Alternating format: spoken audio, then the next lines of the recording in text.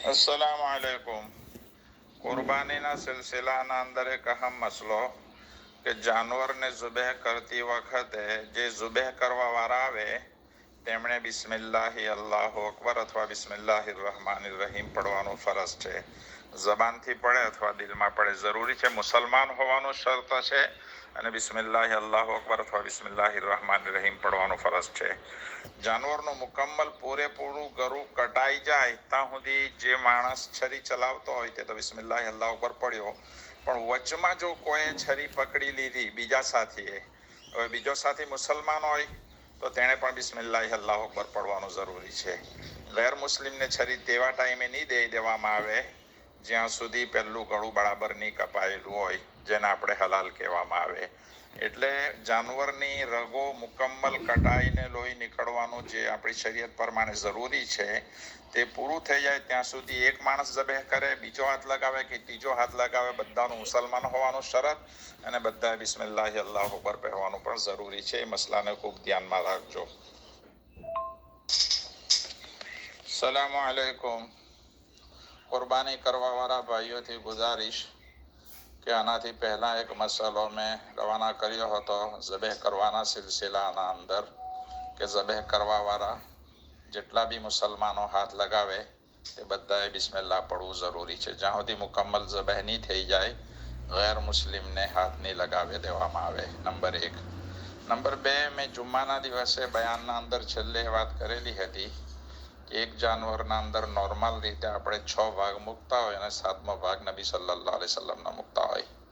હવે 6 ભાગના અંદર કોઈ મરહૂમનો હિસ્સો હશે તો તેમાં તો નૈયતનો સવાલ નથી, પણ જેટલા જીવંત માણસના ભાગ મૂકવા આવે, આપણે જીવંત માણસના જો ભાગ મૂકે અને તે લોકોની વાજિબ જે ફરજ કુરબાની છે તે ભાગ જો મૂકો તો તે દરેક જીવતા માણસે પોતાની નૈયત એટલે દિલનો ઈરાદો કરવો જરૂરી છે.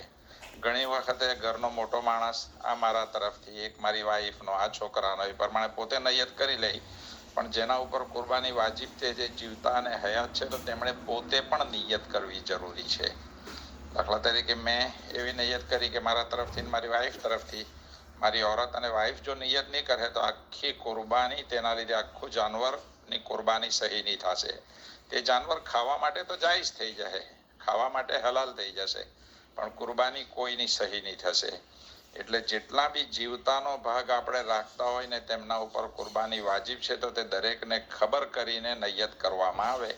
ઘણી વખત આપણે અહીંયા રહેતા હોય અને આપણા મા બાપ ઇન્ડિયામાં જીવતા છે, તેમની કુરબાની કરી રહેલા છે, અથવા કોઈ મદરસામાં મોકલ્યા અને તેના અંદર નૈયત, તો જેટલા જીવતા લોકો છે તે બધાઓને નૈયતના માટે ખબર કરવામાં આવે.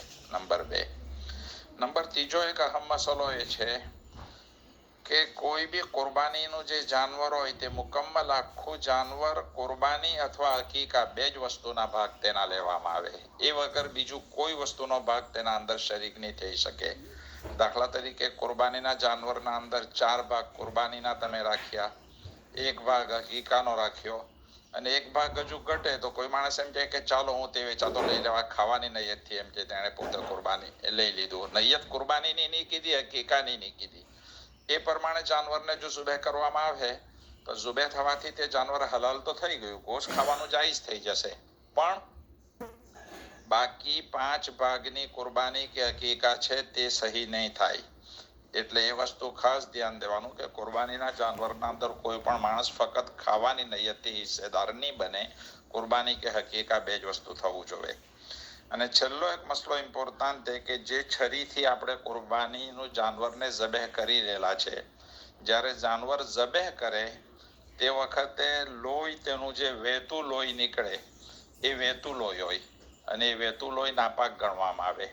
એટલે જાનવરને ઝબેહ કરી નાખવા પછી જેનાથી 10 મૂકેલો છે તે છરીને સારી રીતે 3 વખત ધોઈ નાખવામાં આવે કે ભૂલભુલૈયાના અંદર, તે પછી ગોશના અંદર આપણે વાપરે ના, એમ કહે. પછી ગોશના ઉપર જે લાગેલું લોહી હોય તેને તો ફુકાહા કહેતા છે કે ભાઈ તે તો વાંધો નહીં કોઈ જાતનું, પણ ઝબેહ કરતી વખતે જે લોહી નીકળે તે વહેતું લોહી હોય અને તેનાથી છરી નાપાક ગણવામાં આવશે. એટલે તેવી છરીથી પછી ભૂલભુલૈયામાં આપણે ચામડું ઉતારવામાં કે બીજી વસ્તુમાં નહીં વાપરવાનું, તેને 3 વખત ધોઈ નાખીને જ આગળ વાપરવાની કોશિશ. આ મોટા મોટા 2-4 મસાલાઓ છે. આઈંદા કોઈ મસલાની જરૂર પડે તો બી કુરબાનીના દિવસના અંદર જે આલિમ કે મુફ્તીના સાથે તમને ભરોસો હોય કોન્ટેક કરીને કામ કરવું. વર્ષમાં એક વખત કુરબાનીના મસાલા આવે એ ઘણા જ બારીક કહેવાય, એટલે પૂછીને જ અમલ કરવામાં વધારે ફાયદો છે.